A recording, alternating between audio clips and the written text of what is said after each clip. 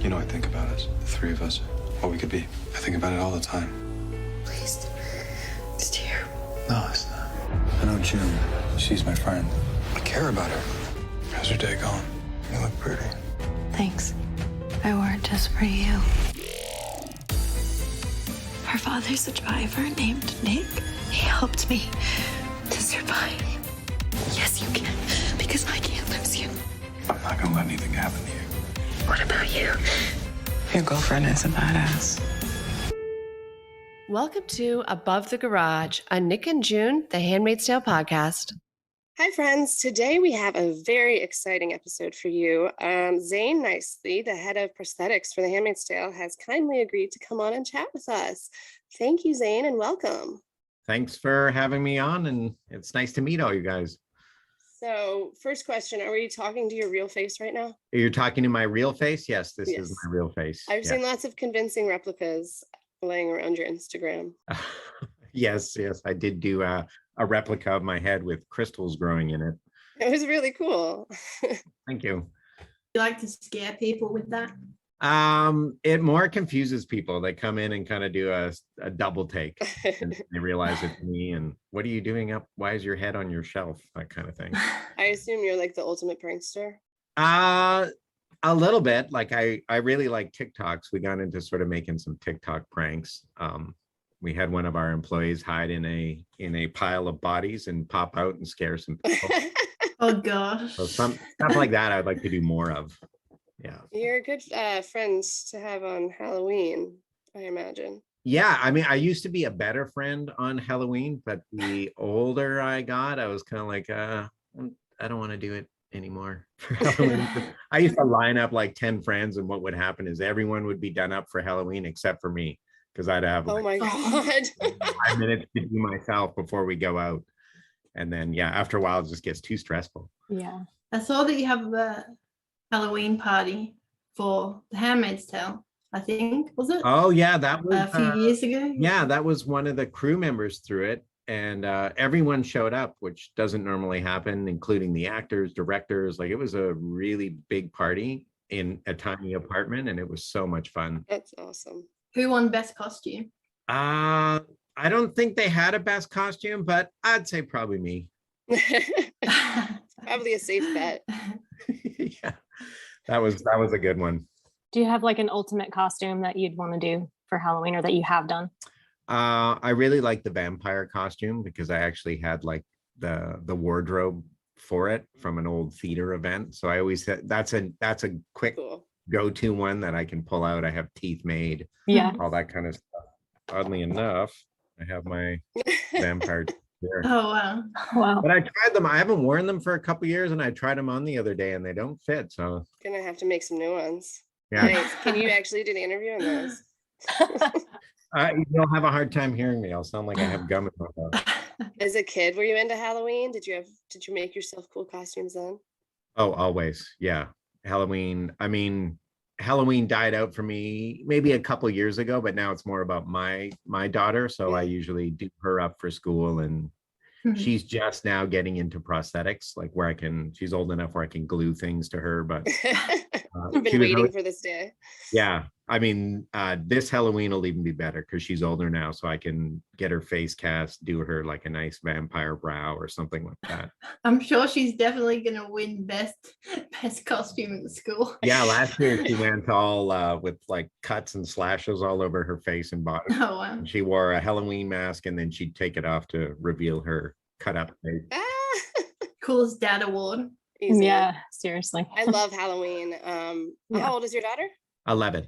Okay, my kids are 6 and 8, but I start planning like 6 months out, and my husband thinks I'm insane. But there's like trunk or treat, at the school, and I feel like I really want to take that one year, and it's been canceled from COVID for the past couple of years. Yeah. But I wouldn't have a chance if I was at your school. No. Yeah, Halloween, it did. Now that you have to wear the mask at school, that kind of Uh-huh. Yeah. took away a lot of the fun. Yeah. Well, they canceled the events too. I'm hoping next year they'll be back because it's time. Yeah. As a kid, what was your best costume? I'd have to say I dressed up as There were so many, like a Jawa. A Jawa was a really good costume Ah, I love Jawas. that my mom put a lot of effort into. And I guess I was 6. And I remember Okay. going to school being like Good size for it. so proud of it. I had a cloak, a belt thing. She painted, like made a nylon mask with red eyes on it. And You have a cool mom too. Yeah. I'd have to say my mom had a lot to do with it. When we were kids, you know, we'd go to the store and, you know, the pre-made Halloween costumes. Yeah. I'd want to get one. And she said, no, that's the whole point of Halloween is you're supposed to make your own costume. So she'd get out the sewing machine, and she was the one that really put that that work ethic into us of like build your own stuff, make your own stuff. That's And then when you're wearing it, you realize, yeah, you know, you put in the effort and you go to school and people are like, that's amazing. And then you Right. realize, oh yeah, the effort is better than just buying one off the shelf. Mhm. it is. It's so worth it. And that's cool that your mom did that. Did you have siblings? You said we? Oh yeah, I had 4 sisters growing Oh up. my gosh. It's a lot of sisters. Yeah, I was definitely in a house raised by women for sure. So Do any of them do anything similar to what you do? I have an older sister that was making puppets for a while, and now she's into making metal work. She got into welding, so she's making tables, sculptures. I'm trying to get her to make some metal weapons, but she's not so convinced yet. I think I'll wear her down. Uh, that's cool. So Masters FX, it's a company that like they employ a Handmaid's Tale employees, and then you work for them through that, or how does that work? Yeah, so how that happened is I worked with Todd Masters in Toronto on a show, Uh-huh. and he was based out of Vancouver and LA, so he was coming back and forth to Toronto all the time. And I kind of said, why don't you hire me? We'll open up a shop here and I'll represent you in Toronto. And he's one of the best bosses. He went for it. And just through other contacts I know in the union, in the makeup industry, one of my friends said, there's Handmaids coming. Would you like to try out for it or apply for it? So I did, and we ended up getting the job, and it's been like 5-6 years now. That's awesome. How many people are at Masters FX or in your shop? We fully employ 12 people, and then as we get more shows, we'll bring in other people temporary, but we have 12 full-time people that are always with us. And a lot of our crew have been there since the beginning. So we got a really good crew. That's awesome. Growing up, at what point did you decide to go into this field of business? I'm just curious how that works. I mean, at a very young age. Really? I saw Star Wars. Of course, Star Wars was kind of, I've never been like a horror fan, but I've always been a sci-fi creature fan. Yeah. So as a young kid, I knew like I want to be around monsters. I want to be around. I always had that image of when you go to lunch, you'd be sitting across from like an alien or a ape suit or something like that, Yes. which at least doesn't happen. Not like No, even at the Star Wars ride at Disney, they like kind of like as a kid, I would see like them advertise it with like Chewie sitting next to you. Yeah, It never happened. no, it doesn't. But I did have lunch where you are sitting with the creature that you've worked on. I'm like, oh, this is I've made it. There you go. You made it happen. Yeah, but I always knew that I would be into movies somehow in some capacity. And they made it happen. That's awesome. What are some of your favorite movies that you've seen and you're just when you were younger, especially, and the work is just amazing? Oh, I mean, Alien, the first Alien movie had a huge effect on me, especially when you had no idea what was going to happen. You didn't know there was going to be a creature bursting out of the chest, and that Yes. creature really stuck with me. As a kid, I have to admit, I was a huge scaredy cat. So if I watched a scary movie, no sleep that night. It would go on for weeks, and my mom had to, to crack down. Like, you can't watch those scary movies anymore. But That's me now. that's me now, yeah. And I'm always Yes. gravitating towards them. Like, I know I shouldn't see that, but I want to. But yeah, Alien, Star Wars, Blade Runner, most of the Mhm. 80s sci-fi hits. Gremlins also had a huge effect. Oh, I love Gremlins. Gremlin, Muppet. As a mom, that's my proudest moment. I made Gizmo. I made a Gizmo costume Oh. for Evan as a baby. Nice. Wow. Gizmo's so cute. Yeah, exactly. Yeah, and I still like puppets. Like, I like the new Dark Crystal that they just came on Netflix. We watched all of that. Labyrinth, anything Jim Henson I love. Mhm. I remember Labyrinth really freaking me out when I was younger. Yeah, because that's one of those movies where you realize like bad things can happen to good people, even when Yes. we're used to as seeing kids shows where everything has a happy ending, everything works out. And in that movie, for most part, it did. But just to have her, going in the wrong direction, making mistakes, yeah, you realize how vulnerable you can be. Yes. Were you into like comics and graphic novels and stuff too, or mostly movies as a kid? Well, you nailed it. Comics and graphic novels I've always liked. That would be a thing I would do when I was a kid, is take my bike. I didn't tell my mom, but I'd ride around Edmonton, where I grew up, Edmonton, Alberta. And the comic shops were far apart. So I'd ride my bike way outside my safety zone to get to these comic shops.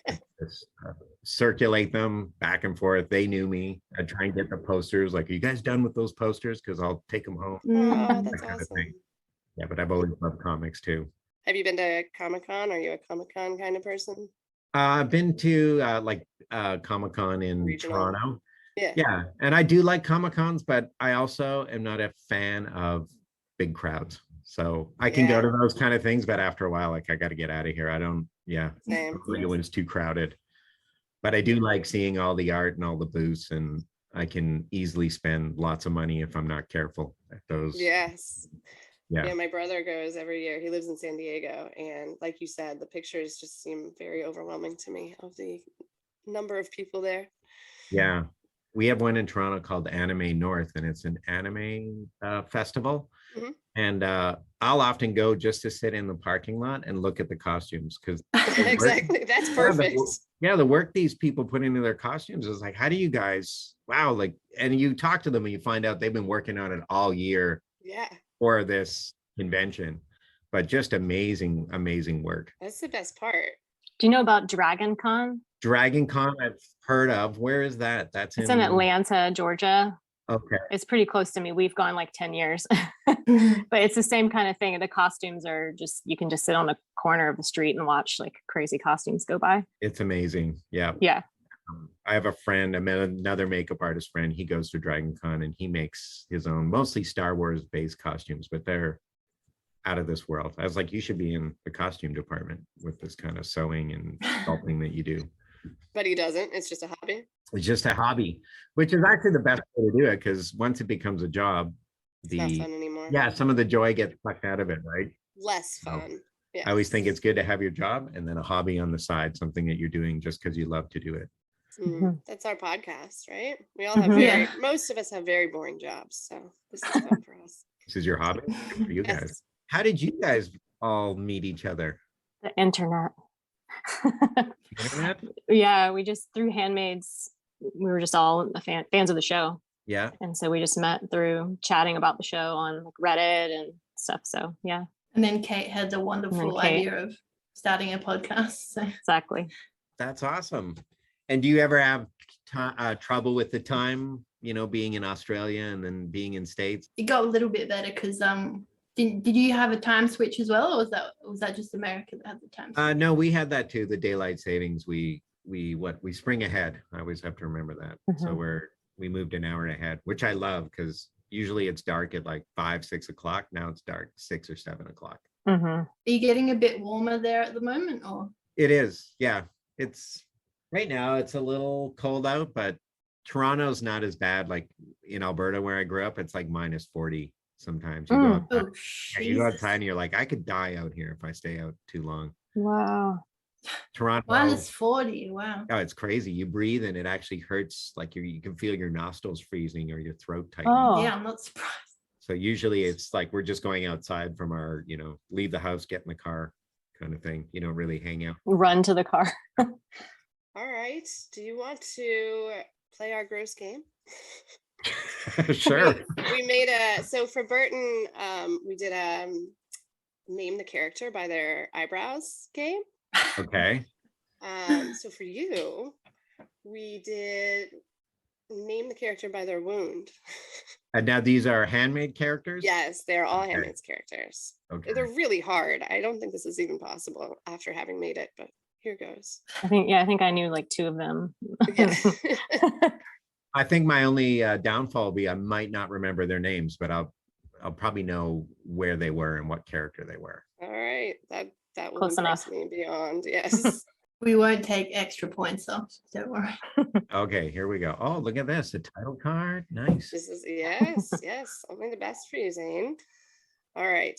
The first picture is like a very small shot of the wound, and sometimes it's kind of hard to see. So the second picture is more of the area around it, and the third picture Okay. will be the answer. Okay. Here we go. That is June's hand. Nicely Wow. done. Very good. Yeah. That one I remember. That was a difficult day. What was it like doing the stitches on June's hand? Like, what was the process like for that? We had Gil Bellows, the actor there playing the doctor. We had a medical expert in, and he practiced on BG's hand.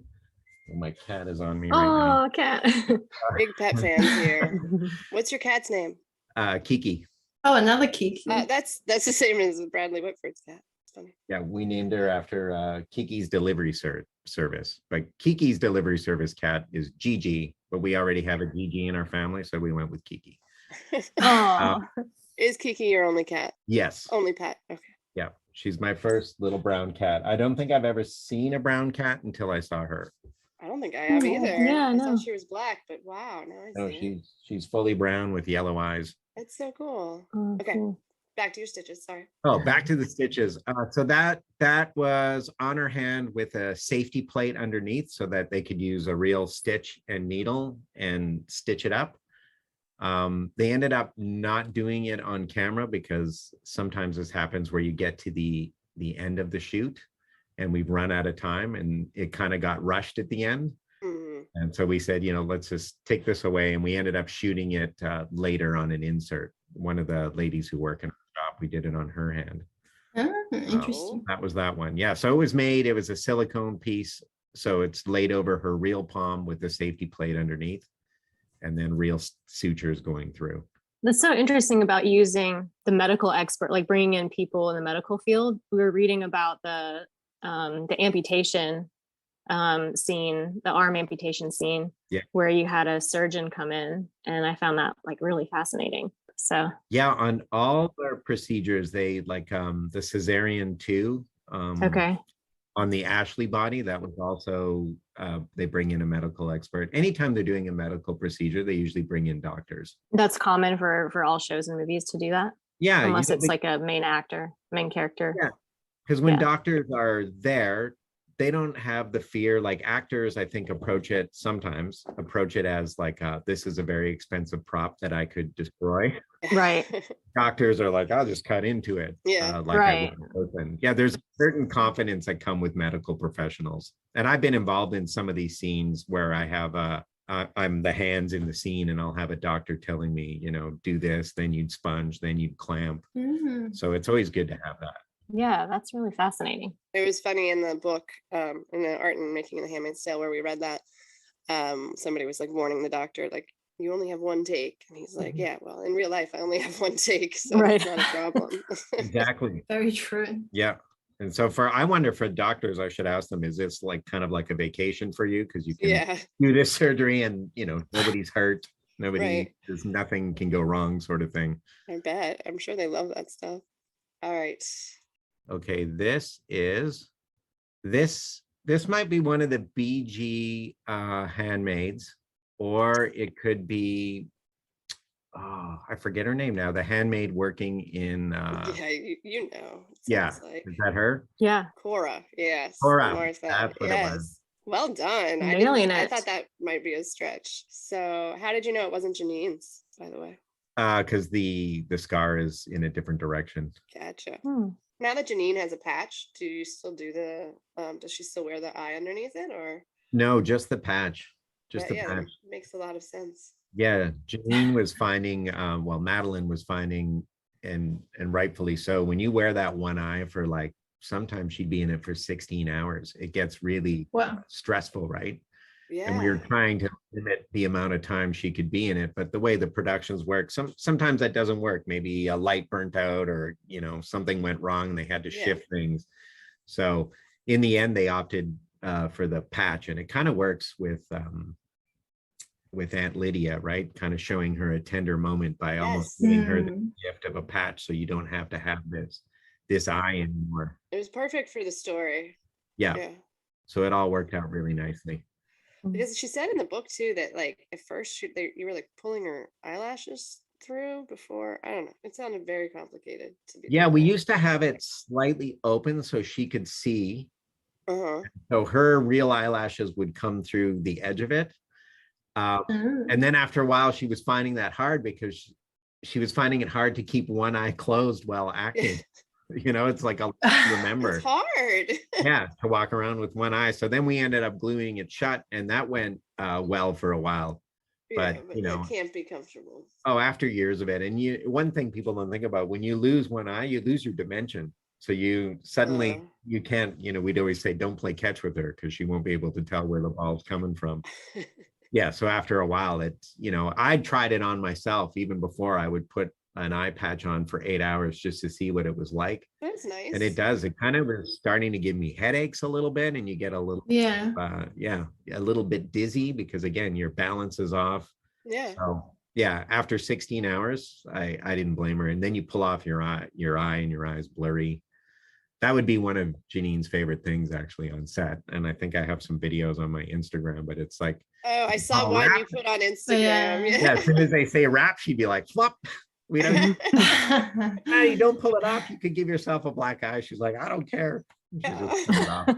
What a good sport though. Oh yeah, she's a lot of fun to work with. It was funny. Burton told us she likes to listen to Let It Go, to sing Let It Go in the trailer. Oh, it was no, not Let It Go, Moana. Oh, really?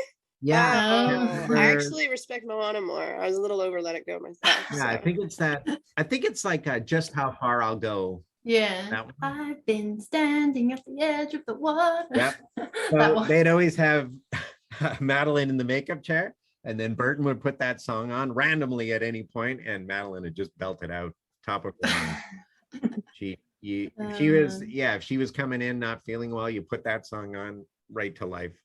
No. Yeah. You worked with her in another project too, right? There's a short film that you worked on with her and Amanda. Is that right? Marie Celeste. Maybe not me. We may have made prosthetics for it, but I don't know if I was exactly on that show. Okay, gotcha. Yeah. We were trying to find where to watch that. It's like a short film, but we couldn't figure out where to watch it. Yeah, I remember that going on in Toronto, and like they pulled a lot of the Handmaid's crew onto that short film. And Okay. I don't remember. I don't recall being on set, but we probably provided some sort of prosthetic for them. Master Gotcha. Effects, probably. Yeah. That makes sense. All right. Yeah. I am having a hard time seeing that. Exactly. Let's go to the Looks next really picture. gross though. You did a good job. Oh, that must be the cesarean, right? Yeah, of Matthew. Yep. Yeah. You got it. That is Mm. very gross. Well done, everyone. That was another day where we made like 3 bellies that they could cut into, and they got it on the first take. Wow. Nice. They got everything on the first take. That was a really good. That's literally just layers of. In the mold, we laid up, and you're right, it's layers. You do skin, then you do a Oh. layer of fat, then you do meat, then fat, then meat, then fat. And then Nice. we basically had a hollow stack in the center, and that's where we stuffed the little baby, the premature baby, which we call him Tiny Joe. And we put Tiny Joe in there. And then Gil was actually the one on set cutting through the belly. So he'd rehearsed this before. During rehearsals, he actually almost cut Tiny Joe in half. Oh, no. Like, "Oh, that's a baby." So he pulled back, but on this one, he'd done it enough that he kind of knew now. And I think he even cut it and kind of went in to feel first where the baby was. And I think I'm one of the clamped hands in the top. That's actually my hand there. Oh, That nice. hand looks amazing. Well done. Yeah. And that's where we had the nurse. And again, the nurse was really good because he'd be like, this is where you'll clamp it. This is where you'll, sponge it. And he gave everyone sort of a chore to do, and it made us feel a lot better. That's really cool. All right. And we got this guy. Oh, that's Luke's bullet wound, or no? Yes. Is it Luke's? Okay, I thought maybe Yes. Luke's and maybe, Nice. but I thought that one might get you because it was from a long time ago, and I Yeah, almost it forgot was. about it. that and this scene was done in a super tiny bus. I think Oh, we were really? all, yeah, I think we were all caught off guard at how tiny the bus was. So I think I was under a seat pumping blood out of it, like that kind of thing. Oh, wow. Yeah, it was super tricky. Usually we'd have like one or two of us in there with somebody cleaning it up between takes and stuff, but they're like, yeah, we can only fit one of you. You're going to be under a seat. They had to fit the actors in too. It was very tricky, that one. That's so like that's the stuff that's so interesting though. It looks amazing on screen, but it's funny to hear. Mhm. Yeah, and that would have been we casted Luke's torso and we just made like a whole torso piece that went over him that had the blood rig built in it. Wow. So this way, when he's moving, you don't see any edges because the edges are like on his back, essentially. Hmm. You're doing so good at this. I know. Can you believe it? Well, I have an advantage because we worked on most of this, so it gets burned in. Yeah, it still seems like, I don't know, like you've done so many that it would be hard to remember the specifics, but I didn't think you were gonna get these. If you guys did something like Wound for everything I worked on, I'd be totally lost right now. But since you've zeroed it in, handmade, it makes it a lot easier. This looks really gross. For you to say that is something. Yeah, Yeah. I feel like it might be a stab wound or something. You might have to zoom out. I might have to go to the second. Yeah, second you can't. view. Once you see the second photo, I think you'll understand better. Yeah. What it is. That's not what I thought it was going to be. no. I know, but it Ah. doesn't. Yeah. Maximum gross, Kate. Oh my God, I'm still lost. I'm thinking it might be a beat up Guardian, No, it's a main character. the main Very character. main character. Commander Waterford. Yes. Yes. Okay. After Nick pistol whips him. Almost dead, Fred. Yeah. Well, the hint of main character and then a beard. It's like, well, who else could it be? There you go. Yeah. Yeah. Gotta be Joe. Lawrence's beard is pretty gray. Yeah. Or white, I Yes. guess. White. Yeah. Ooh. I like just trying to like. I couldn't even figure out what the body parts are. If I. Yeah. You know what? That's what's so. Yeah. Kind of makes this extra gross is because like I don't Out know of what I'm looking context. at. I just see like crumpled up, horribly mutilated skin. We might have to go to stage 2. All right. Oh, okay. Oh, Yes, you know, it was on your Insta. The wonderful Aunt Lydia. Yeah, yay. she's a good sport She- too. Poor Aunt Lydia. Not really. No, Poor and out. Poor Anne Dowd, yeah. Yeah, poor Aunt Yeah. Lydia. poor Aunt Dowd, but Aunt Lydia, you're so terrible, Aunt Lydia. You're Oh so my God, I scary. hate you so much. I hate you Yeah, so much. she was one of the actors that I thought I'd be most terrified of. And then when you meet her, she's just like the nicest lady and sweet darling Yeah. and so Yeah. nice to everyone. But man, when she gets on camera, Yeah, that's how you exactly. know she's a terrific actor because she gets on Yeah. camera and I get Yes. scared again. She's unbelievable as Aunt Lydia, but Mhm. I have no sympathy for Aunt Lydia. But yeah, everybody No. says that about her. She's the nicest woman ever. So clearly, like you said, she's just an incredible actress. She also has this great ability, like to keep the actors and the background actors on their toes. I Yeah. think it makes them all nervous because they were doing a scene where she's making them repeat something she's saying, and one of the extras wasn't doing it, and it wasn't scripted or anything, and she just looked at her and she said, "What's wrong with this one? Is there something wrong with her mouth?" And I see the lady was kind of like, and then on the next take, she's doing all the lines. I But bet. it was, yeah, and I was like, yeah, you got to be on your toes around Ann Dowd. That's That's Delightful. funny. I think that's just part of her character, right? Just keeping Right. everyone Yeah. slightly nervous. yeah. Mhm. She's good at it. And this was not after Janine like kicks her down the stairs, right? This is different. This is You mean Emily, right? yeah, Oh, was it Cora sorry, that Emily. Yes. yeah. Who is it, Emily that beat her or Cora? Maybe it was Emily in It was Emily. Cora house, yeah. disapproved. That's right. Yeah, and that's what happened. They kicked her, punched her, beat her. Yeah. You can't blame them. I think this one's after I think it was season 4 when June's on the run. Ah, that's it. Yeah. After the escape. Yeah, and she's in Yeah. she's like in a tribunal right now. Yeah, that's right. Yeah. I'm Yeah. grateful that you guys didn't Mhm. show us Alma and Brianna's body after the incident. So Oh Yeah. no. I Mm. don't think anyone wants to see that. No. do you like doing stuff like that though? Are you like a new challenge? Like a new I love injury? challenges. Yeah. Yeah, like anytime, especially if they tell us they need like a replica body, Yeah. everyone in the shop is like, we get excited because that's our time to shine. I can't believe how real they look. I know. Crazy. The Ashley body, Ashley variant body, we made it. And I think at the time they were saying like, in the background, we'll put the real actor in because they just didn't think the body would hold up. And once we had the body in the bed, like the sound guy came to put a mic on the fake body. He was like, oh my God, you guys scared the hell out of me. I thought that was her. Wow. And even the actor, she did this thing with her mom where she was like live on Face Chat or FaceTime. She took a shot of herself in bed. That's what it was. She took a shot of herself in bed and her mom's like, oh, they've got all those wires in you. And then the next shot was her standing beside the body. I'm like, what's going on? Oh god. That's amazing. Did she get to keep the body as a souvenir? No, I don't think she'd want that body. The body's pure silicone, like 200 pounds. But Oh, is it? Damn. Oh yeah, it's a really heavy body. But we like it to do it that way because when you put it in a bed or something, the weight of it just settles nice. It leans into the fabric or into Right. the mattress, so you feel like there's some weight there, and the weight of the body settles nice like a human body would. You guys have it all figured out. So in the book, they also mentioned though that Hannah, June carried a fake Hannah. So you would have done the opposite with that and made her light somehow, I guess. Yes. For Hannah, actually, I got to go back again because it was Lizzie Elizabeth Moss that we did make another carrying Hannah, and Lizzie asked if we could put some more weight into it. Oh, really? Oh yeah, so she kind of wanted her arm to feel the Get strength. tired. Yeah. Yeah. So that you start when you had your babies, back then I'd get The like hip. a power arm, but you start carrying them differently to hold them. Yes. Oh, that's So- cool that she did that. I wonder how many takes she had to do.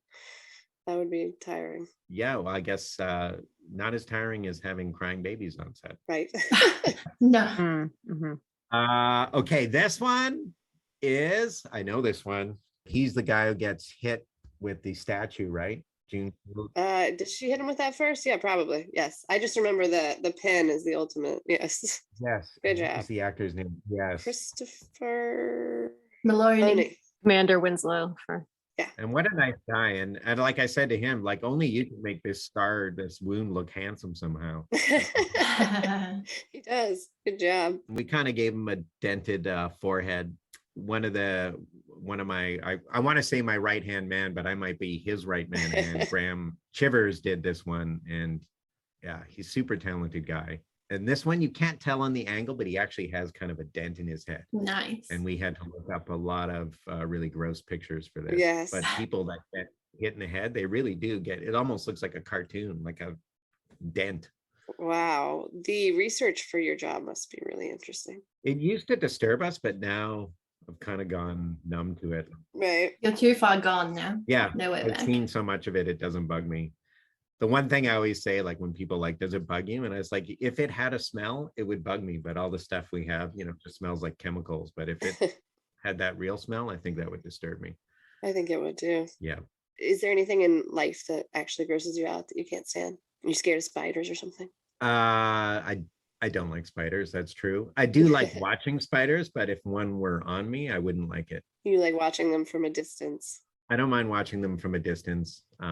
Yeah, like we saw a tarantula in Costa Rica and everyone screamed, but then we all Followed it around. stood Yeah. around and looked at it. We're like, it's really cool, as long as it doesn't jump on me or something. Yeah. But yeah, bugs freak me out. Don't come here then. Yeah. Right. I've heard, yeah.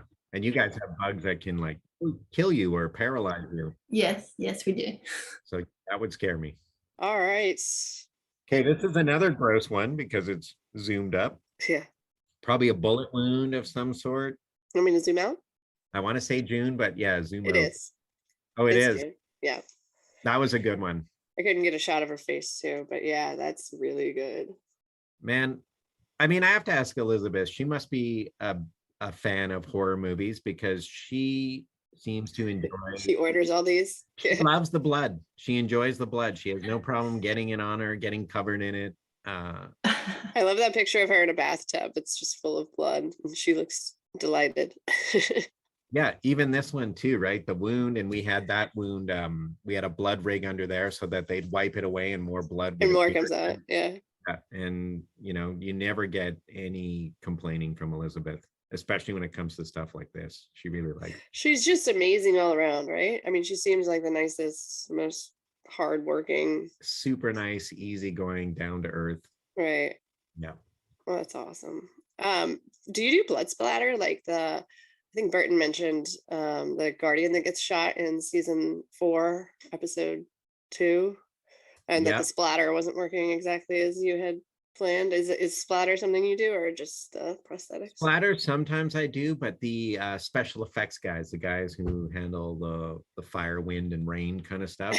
There's a guy there that made a nice it almost looks like an airbrush or a gun that he could shoot blood out of. So they usually handle that kind of stuff. We'll do it here and there, and I usually use a spritz bottle or a brush and just flick it.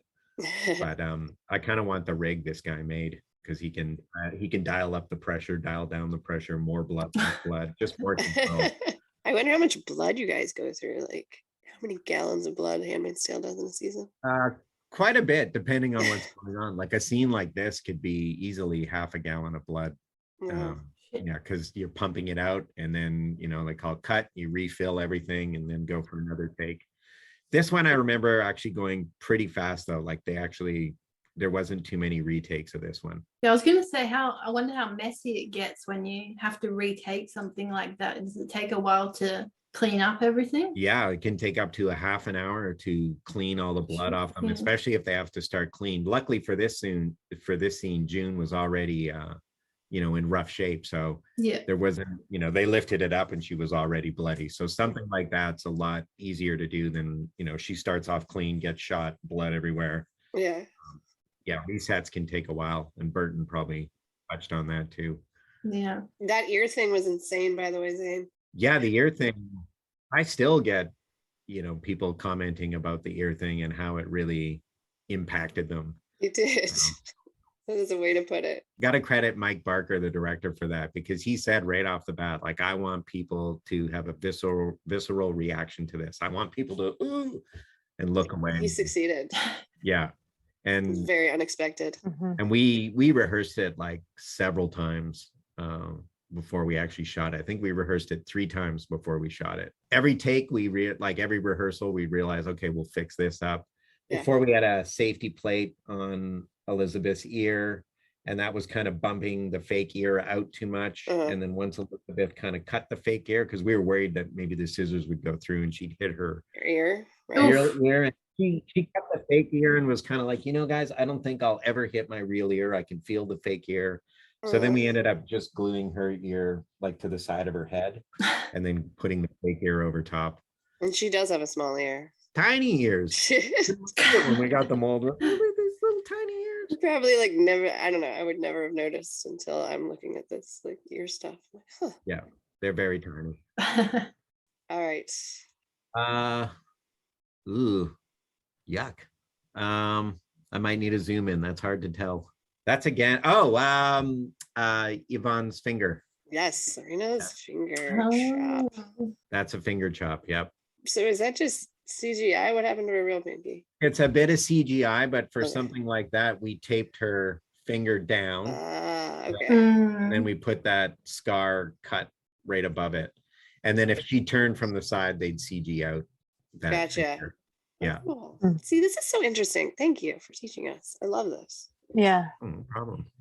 Okay, you can't even see this. I'm just gonna go to the next one because I couldn't find a better picture. Like an elephant's ear. Okay. Those. I can't say which character that is, but that's the burn scars from. Yeah, that was cruel, Lydia. Yeah. Yeah, This happens to be Alma, but Oh, that's right. And no. they were holding their wrists over the fire, and the shock value in this show, you guys really crush it. yeah, thinking back to this, you talk about things that disturb me on set when they do the birthing scenes and kind of these torture scenes, Yeah, and the actors are screaming and stuff. I know they're acting, but it's still still. on Yeah. set. I'm just always like, ugh, like, cut already. I don't want to hear this. Yeah. Yeah, that always affects me. Yeah, I cannot even imagine the birthing scenes. God, she's amazing. Yeah. That alone in the hell. I don't know. Well, that one with Janine and all the handmaids? housewives like standing around her and they're chanting and everything. Like after that went on all day, and after a while, you're like, I think I'm going crazy. Watching it made me want to go crazy, so I'm not I surprised. know. Yeah, which I guess is the point, right? To get us all like, oh, Yeah. this is really intense, and I find those really hard days. New one. That is a river. I don't know what it looks like, a coastline or something. Yes. Yeah. I've switched to geographical features. Okay, yes, that's I'm so sorry, I forget the character's name, but the little girl who had Isn't Kiki. she your It's the name of cat's your name? cat. Yeah. Yes. oh, Kiki, yeah, Yeah. nice girl too. So friendly Aw. as we wound her feet, Yeah. very Aw. patient. Yeah, that was the foot wounds for her escaping. Do you ever have to apply things to actual babies? Like, I think that they CGI'd the baby blood in the season 4 finale, right? I mean, and that would be June anyway, but do you ever have to actually? Yeah, for I guess it was Hannah's birth scene. And when Janine had her baby too, we use cream cheese and jam. Lovely. Yeah, because we didn't the babies smell a little sour at the end of the day. but Oh. Oh, you know, we'd always get the babies in first, and I would put some on their toes just to make sure there was Yeah. no allergic reaction. But yeah, to find Right. something like Oh. what's least harmful food, Did you guys dream that up, or is that like an industry standard? No, that I kind of found out on a birthing scene in Nova Scotia when I lived there. We were doing a birthing scene, and we were trying to think, we were even thinking zinc cream for a bit, but then I thought we tried a bit of it, but it's harder to get It's off, and I hard, want to yeah. scrub the baby. Oh, it's so hard to Yeah. get off that Yeah. stuff. So the next logical thing is like, well, what's a food product that is white and creamy and we can spread around, and what also looks like blood? Well, jam. Yeah, it just kind of came through. So I might say it's an industry standard. I don't want to say that I came up with that idea. But you might have. Well, every time you think you've come up with an idea, you find out, oh no, somebody across the world is already doing this too. That's, So that's not I- on you. I'm pretty sure someone else has done this before. Right. Yeah. All right. I think this is the last one. I recognize the wound. I want to zoom shape. out. Yeah, zoom out. June? Yeah, in the when she gets to Chicago in the shower. That's right. Okay, so this is June's like infected bullet wound. This would be on her back. Janine did a really good job cauterizing that wound, though. She made it to Chicago with that without Yeah. dying. I'm impressed. Yeah, that was a gross one. On some of the other takes, we actually had like some pus on it and stuff like this. Nice. But for this shower scene, yeah, this was a prostate transfer where the wound is, and then her bruises. Some of those bruises are tattoo transfers. Oh. Are all printed on a printer first and then applied. And the reason we did that because of all the water, so that it wouldn't wash off. Yeah. Yeah. and mix. And then Burton did some, I think some blood dressing and some paint around it. And then we filled that wound with blood too, because I think we're thinking on the day when the water's running over it, we wanted to see some of the Blood come blood out. the wound. Yeah. You guys are incredible. It's very convincing. Yeah. All right. Thank you for playing. Yay. That was a fun game. Did you like it? That's a good idea to have games. Thanks. Yeah, it seems more fun that way. I'm just reading this sadistic genius. Dear thanks. Normally a game like this wouldn't have been possible. All right. So first up, we have Carmel from Puerto Rico. Hi, Zane. How are you?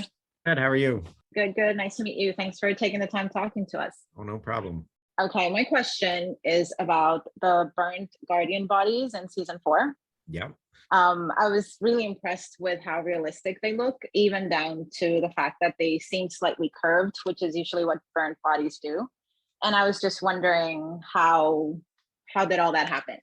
Okay, well, I mean, that happens always with research. So unfortunately, we had to look up a lot of pictures of burnt people, and we did find that when you burn, your muscles tighten up, so you get that clinched expression. So yeah, we would take skeletons, fake skeletons, and we'd pose them in a certain position like that, kind of wrap them up, give them a painful looking face, and then we'd start fabricating burns over them.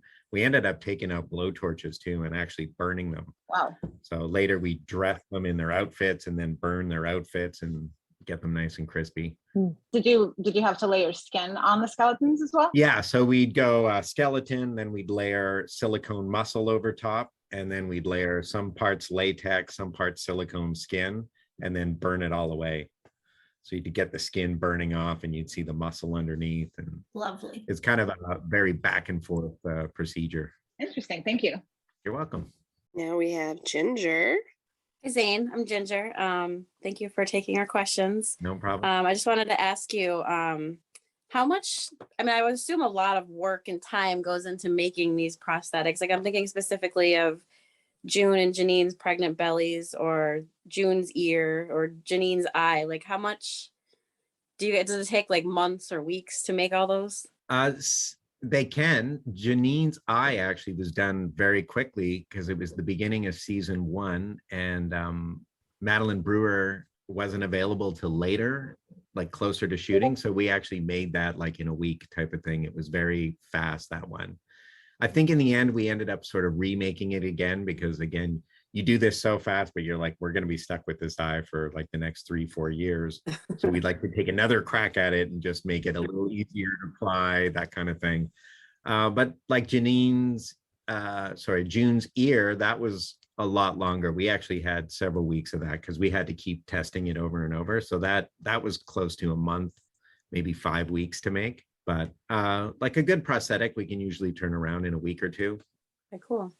With the pregnant bellies, do you have to do like the casts and like make them, like June specifically, hers had to grow over the whole season. So I'm assuming there probably was multiple of those. There's multiples, and some of them are like a fabric that she wears underneath her costume. So the only time we really come into play is when you see the belly. So anytime they're doing ultrasounds or you see the skin on the belly, then we kind of come into play.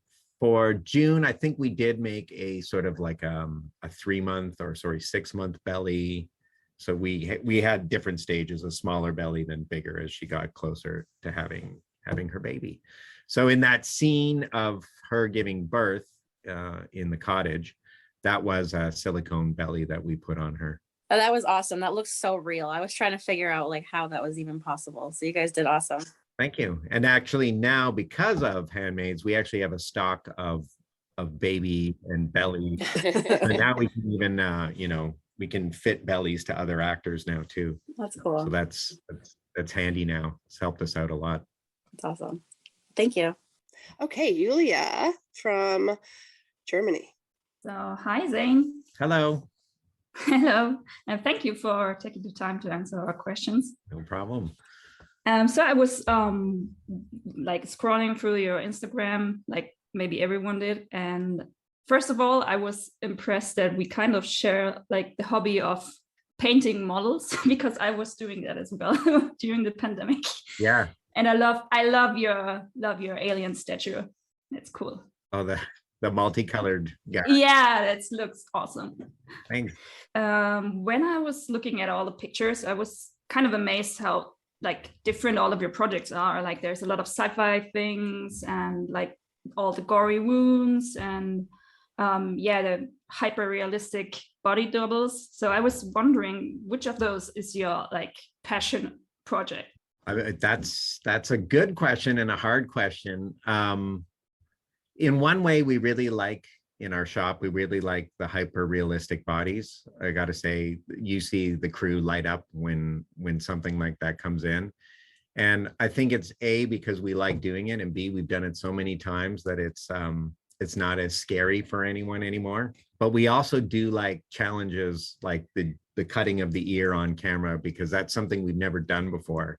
And it's a little nerve-wracking in the beginning, but it's sort of what we all kind of gravitate towards. So we like doing things that we normally don't do.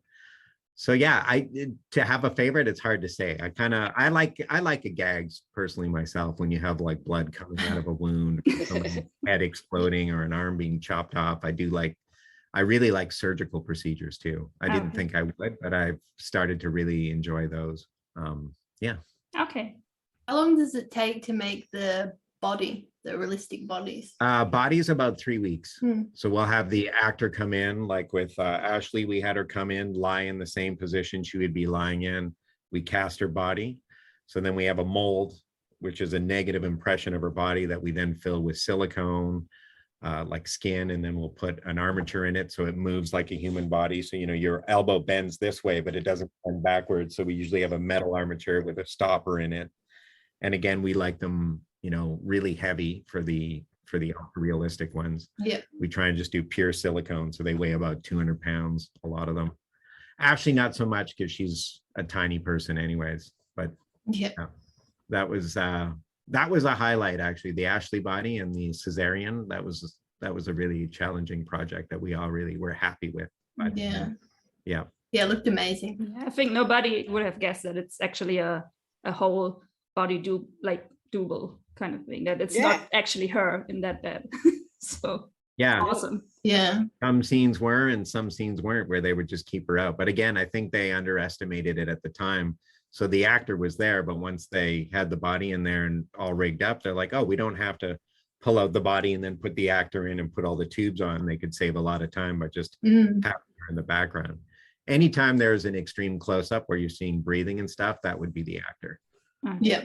Anytime it's in the background, it was always just the body, the fake body. Oh, okay. What happens if you're done with the shoots? What will happen to the props you don't use anymore? Well, we still have Ashley. She's in a storage container. Sometimes we could repurpose that if it fits. Like maybe we have another surgical procedure on a show and they're only going to show the torso and we don't have to see the face. We could repurpose stuff like that. Like a lot of the hanging bodies on Handmaids, anytime you see someone hung, those kind of bodies, we put them back into storage and then we pull them out as we need them for other shows or other terrible hanging scenes, that kind of thing. So yeah, so they either repurposed or we save them for later. I was just thinking, you know, those storage wars programs. I was just thinking, like, you don't go to pick up your storage and then someone opens it and there's the body. Yeah, we actually we had the cops called on us because we had an Uber driver like coming to deliver lunch, and we're not thinking about it. This poor guy. We had an office. There's heads on the table, body parts all over the floor. Oh my God. Everyone's just working, and then 10 minutes later, the cops show up. They clean up. And I guess now we're on like a list. So if they get a call, they're like, it's just, you know, we see people moving bodies out of a storage container.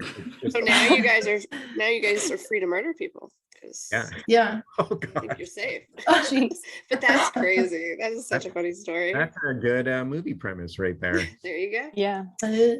I just couldn't imagine what that driver was thinking. Like we're all just having lunch around these dead Around bodies. dead bodies. Yeah. But then it occurred to me, some people probably don't even realize, you know, it is hard for even me to wrap my head around, like, this is my job. We make dead Yeah. bodies. We do. Yeah. Yeah. So I imagine somebody walking in like that, having no idea that This job exists. job for someone. No But context. he must have thought we were like psychotic, just nonchalantly move that arm over there. Yeah, that was a fun day. Yeah. You put that Chloe body on your Instagram too. Did you make a whole body for this person and then that whole scene got cut? Yeah, they I think you do see the Chloe body in the scene, but you don't see it as close as you probably. As you thought. But you know what was happening in that time? There was a lot of refugees washing up on shore from Syria and stuff, and I think the time was made. You know, I didn't even post that body till later because it was just this is not the right time to post this kind of imagery. Right. And that body was disturbing. Yeah, and Chloe is also a woman who works with us too. So we I noticed that. just cast her and threw her body in there. Yeah, because I can't think where that would fit. Like all of us were like racking our brains We where. don't remember it. Yeah. Yeah. Yeah, it's a bunch of kids, I think, standing around it. It's on a beach scene. I'd almost have to watch it again, but again, they kind of cut around it. I think you see her in the water, but kind of in the background. They didn't really close up. And I think was a sensitivity issue at the time. Makes Yeah. sense. Yeah. I saw that you worked with Michael C. Hall. Yes. I'm a big fan of him from Dexter, so I was just wondering, what's he like? Super nice guy. He had some music. He put on some music for us. He's like, I just want to know what you guys think of this, you know, this band. So he's Yeah. playing the music, and I actually liked it. It was kind of mellow, ethereal music, and it turned out to be him, and he was singing on it. I couldn't believe it. I'm Oh, like, no wow, this way. is really good. For him, we we wanted to do a pose with him eventually. Like, can we take our picture with you? Yeah. And I brought a big Yes. butcher knife, and I'm like, can you hold this? And he's like, oh, I'm not holding a butcher knife. Me with it. I'm like, all right. But I tried. It's a But good try. I would have tried. yeah, super nice guy. And I think another guy who's really down to earth, and then probably his fame, blew up so fast because we'd walk down the street with him and people would like come up to him Yeah. and want pictures. And Yeah. yeah. And then I felt kind of, I understood, like, if you're just a normal person and suddenly you're famous, how that could be kind of a pain in the butt. You're just trying to do your stuff, Yeah. and Sure. can't go anywhere without people noticing you. Mhm. Mhm. But he was always nice, and he'd stop and talk to people and take pictures. So I think he's handling it well. That's great. You brought up music, and I kind of wanted to know if you had any music that you listen to while you're working, or your favorites that you like to get inspired by, or you just like It's, silence. No, quite the opposite. like I music? love Okay. music when I'm working. I need music. I usually like mellow music, like Roy Scott or Sigur Rós, Yeah.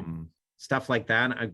I do have I've got like 56 different playlists that I've compiled over the Nice. years, and I've got some for trailers. So when you have actors coming in and you're doing makeup, you want Yeah. to put on music that's relaxing but not too relaxing. Mhm. A lot of 50s, 60s. I kind of like that music that always raises the spirits. Gold Frapp. Oh my Hmm. God, I can't think of any. No, that's good. That's But yeah, but yeah. music is integral. Actually, one of the crew gifts we got from Handmaid's season 2 was a little Bose speaker. It says Handmaid's 2 on it, and it's the thing I carry around with me. It's always in my backpack because wherever we are, I got music. Nice. yeah. Awesome. Oh, that's awesome. Music is essential for sure. Awesome. Now we have Claudia from Austria. Hi, Zane. Hi, Claudia. First, I wanted to congratulate you on getting to be on the new Boys season, because I'm a huge fan and I'm really hyped for this, and I will be on the lookout now. Awesome. So that show really has some really heavy gore, and I mean, it's amazing, but that got me thinking, how was the process for you to learn to do gory makeup? I mean, you must have had to look at some really horrifying stuff, like real death, wounds and stuff. And I imagine that you have to have a hard stomach for this, because it's really, I couldn't do it. So Well, you're right. We always reference real pictures first. And I was telling these guys before, in the beginning, it kind of used to bug me. But now we've gone, I've gotten used to it now. And now we're actually, when we search for gory images, if it's not gory enough, because we found out often real violence is not spectacular like it is on movies. Real fights, you don't bleed as much as you bleed camera. So, when we're looking at real things, it's to sort of inspire us into a right direction, but we usually end up making it a little more fantastic than the real stuff. Yep. But the real stuff doesn't bug me. I find it very interesting now. Yeah. Medical conditions, like I say, I've been getting into surgery stuff. I like seeing medical conditions, crazy wounds where people get degloved, and you're like, I can't believe that actually happens. So to recreate this stuff, we really like it. Okay, cool. Thank you. You're welcome. Did you go to like a special school for special effects makeup, or? Yeah, I went to makeup school here in Toronto, and I think it was like a 6-week course. And pretty much what you learn, you learn how much you don't know. So by the time you get out of school, you realize this is just the tip of the iceberg. So the only way to really do it is you got to get into the industry and just keep going, keep learning, keep practicing. Yeah. Yeah. I can't believe it's only a 6-week course, though. That seems so quick. And that's what you realize. When I was younger, I thought, they have longer courses, but I thought, let me try this first just to see if I even like it. And I really did like it. But then you realize, there's so much more to learn. Like you could spend 6 weeks on just making molds, let alone painting and then sculpting. And sculpting isn't always an ongoing thing. You have to practice. Yeah, absolutely. And luckily, I'm partnered up with Graham Chivers, who's one of the best sculptors around. So again, it's great to be around these talented people because everybody has a different way of doing things, and we always learn from each other. So people come up with different ideas, different ways of making bodies, different ways of making wounds look like they're soft and fat coming out of them. Fat is a big one. Like when you cut, you always have a fat layer between your muscle and your skin. Nice. That's so interesting. And it's interesting that there's not like a standard way to do it. Everybody seems to have their own different. Yeah. And one of the things you realize when you start looking at these gory pictures is, you know, we're used to seeing anatomy of a person, right? The heart's here, the intestine, like everything is laid out. Yeah. But once you see these bodies opened up, it's like, no, it's a big wet. Not like that.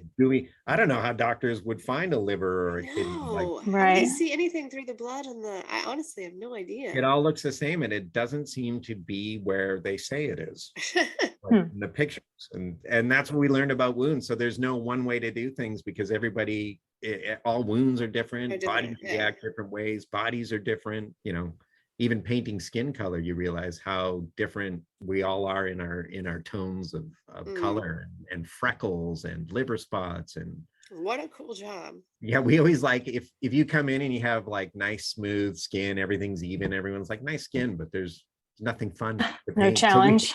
Someone comes in and like liver spots and veins, and we're like, yes, this is fun. So I was unable to pull Melissa, our Argentinian friend, over. She said, when there is a request for a new prosthetic, what is the general process? Do they have to say specifically what they need, or is it a team brainstorming? It differs a little between directors, but mostly what happens is a director will say, I want, you know, a slash across the face or something. So we will first go through old photos of makeups we've done to try and give them a reference point. Like, are you thinking about something big and open like this with lots of blood, or something smaller? Right. And then if we don't have what they want, we go to the real stuff. Most directors are open to seeing the real stuff. And some directors will even send us like, I want it like this picture. This picture. Wow. Which- That'd be so yeah. interesting. I like that kind of style when they say, this is what I want. Yeah. So Yeah. usually we'll do that. And once we get an idea of what they want, then Graham will start the sculpt. We'll take pictures of the sculpt. We'll send it to them. I like that. And if we have time, we will do a makeup test and then send them pictures of the makeup test. And if they like that, that's the process. So are you dealing with the individual directors for each episode then in that communication? And Yeah. do you get it like, do you get these orders before the season starts, or is it kind of like as you start filming? Sometimes while we're filming, like things will come up maybe that they weren't thinking about, but Handmaids has always been really good. Like if there's a big effect coming up, they'll flag it like months in advance. They'll put it on my radar right away. That's awesome. So they're good that way. And Handmaids has always been really good at supporting us. So that means like, you know, tests, they'll fund and, you know, put it in the budget that we can do tests. They bring in an actor, they bring in the medical expert. So they've always done a good job at facilitating us and making sure that, you know, we have what we need to do the best we can. I have to imagine that's not always the case. It's not always the case. Sometimes because you can't afford it. Yeah, or things have to be done fast, or you know, it's not bad too if a director's like, I don't know, a wound is good, like whatever wound, I'll, you know, which is fine because usually in that case it's not that important. But if it's a story-driven element, they usually will spend more time on it. Cool. Yeah. Okay, last couple of questions. Carmel, did you have another you wanted to ask? Yeah, I have a small detail that I noticed this morning when I was looking through IMDb. Had nothing to do with Handmaids, but I realized that you in the credits for art production, they listed the show JoJo Circus there. You made the puppets for that show. Yeah. My daughter loved that show. I mean, like this is going back to puppets and stop motion, anything like that kind of effects I love. So there was a good maybe 7 or 8 years that I worked on stop motion shows, and JoJo Circus was one of them. And that was actually that was for Disney, and that's when I really learned about the process of design, sculpting, getting approvals, because Disney is super particular. Yeah. At first we found it stressful, but then we were like, oh, I like it. There's no, like, they give you Pantone color 356 for her shoes and this for her.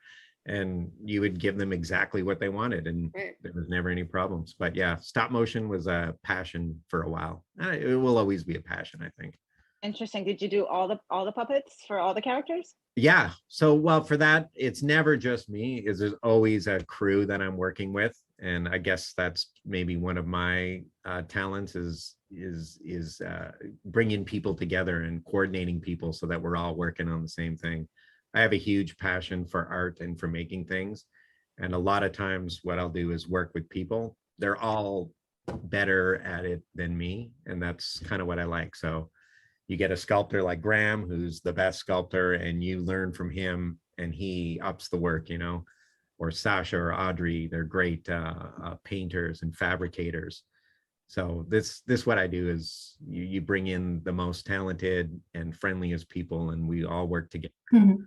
So for JoJo Circus, yeah, well, there was like a team of maybe 12 or 13 of us.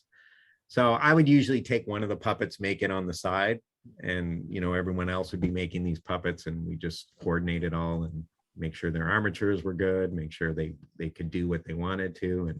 And then you're also working with animators as well, because then they have inputs on how they need the puppet to move and work and this kind of stuff. So Interesting. it's always good to work with large groups. Yeah. Thank you. Very cool. I was just curious, how does it work? Like you mentioned with June's hand when they did the cut in season 3, how does it work when you have to do multiple takes with, like, you have one prosthetic, but you have to do multiple takes or cuts? Like, I would imagine that could damage it. So how do you guys, like, how does that work? It could, but for something like the hand wound, if we could put a couple stitches in it, and if we didn't like it, you could just cut the stitches and pull them out. Because the prosthetic was made out of silicone. Silicone is much like skin, where it just kind of seals up afterwards. So when you'd pull a pin out, it would just kind of seal back up and you couldn't see all. So we got lucky with that one. On other things like the ear, for instance, we did a take, the blood didn't come out at the right time. So we actually had to pull Lizzie out, take the ear off, put another one on. It was like being at a pit stop at NASCAR, just everyone's around, here is going. Like, I think we have a picture on Instagram where you can see all of us standing around her. Yeah, there's a whole team. And then we do a reset, and then luckily on that one we got it on the second take. But that night we were prepared to do about 3 takes. Okay. But we were pretty confident that we could get it, you know, fairly quick, just because we had done so much testing, so we already knew everything that went into it. Was that a very stressful moment for you? Do you feel Very stressful? A lot of times when you're dealing with liquid, you know, the director's like, I wanted to do this, but physics and liquid, it's gonna do what it's want. So you just kind of have to hope for the best. Yeah. Right. Cool. Yeah. Thank you. Very You're welcome. cool.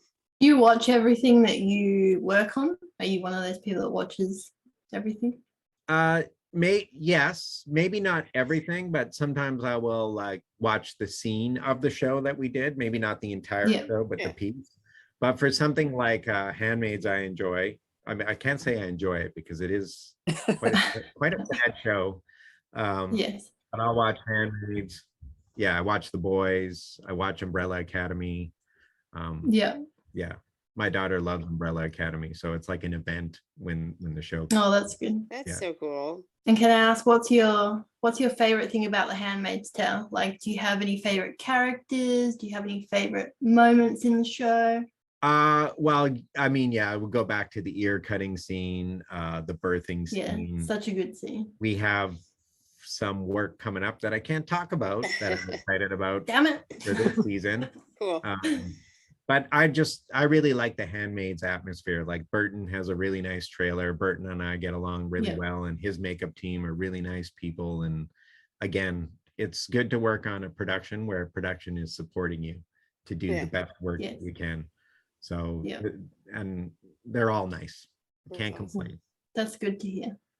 Can I ask you real quick about Pacific Rim? I'm a big Guillermo del Toro fan, and I like that film a lot. So what was it like working with him? Guillermo is another one. He loves effects. So if you're working on a Guillermo show, I think I worked on Mimic and Pacific Rim, and not in a large capacity, but Guillermo loves effects. So if you're in the effects department, he treats you so nice. They give you time. I often think of him would be at the monitor. We'd slime up like an egg sack or something, and Guillermo would have a hand of slime, and he'd just be looking at the monitor, directing, and it's on his hands. And but he is a huge fan of art and the scene. So if you're on his shows, you get everything. Like he supports it for sure. And Pacific Rim was great because there were so many weird things to make.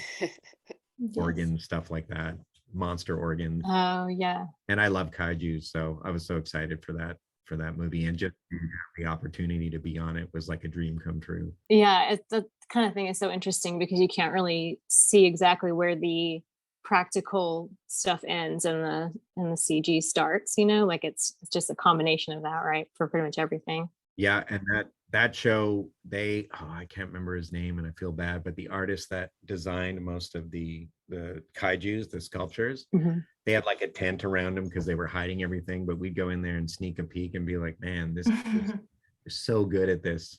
Yeah, that's so cool. All the work in Guillermo's shows just blow me away. Yeah. Awesome. Thanks. Being a big Star Wars fan, have you ever worked on a Star Wars movie? I haven't, but I'd like Not to. yet. Not yet. Yeah. I'd like to. Not yet. Yeah, I would love to. So Yeah, we'll I love see. Star Maybe Wars. that'll happen. I feel good about it. Are you shooting this week? Anything or? We are, yeah. Okay. I have Audrey Barrett. She's another makeup artist. She's the one that we did the palm sewing on camera. She's on set today, handling stuff. Nice. Yeah. Just before we go, do you guys want to see this tank? Yes. Yes. I've been working on this tank. Oh wow. Oh wow. I put a little light in it. That's so awesome. cool. That's so cute. Hang I on, love I gotta show you. I'm showing you here's the hero side. That's awesome. That's really cool. Diorama for it, but this is my new passion. I just want to make exploding tanks. Wow. Thank you so much. This has been incredible. It's so interesting. We have no idea, how those things come together behind the scenes, and it's really cool to learn. Yes, thank you. Okay, well, thank you for having me on your show. I love the game. That was a fun game, and Cool. you guys had great questions, and I hope you keep on enjoying the show. Yes, thank you. Yes, thank you for all your time and answering all our questions, even on Instagram when we bug you, sliding into the DMs. You guys didn't bug me. I like this kind of stuff. I actually think I like doing podcasts now. Yeah. Oh, there we go. That's like a big compliment now. Thank Yeah. You guys, you may have opened a door. you. Yay. Thanks so much, guys. Have a Cool. good day. Thanks. Have a Thank great week. you. Bye. Bye. Bye. You know, I think about us, the three of us, what we could be. I think about it all the time. Please. It's terrible. No, it's not. I know June. She's my friend. I care about her.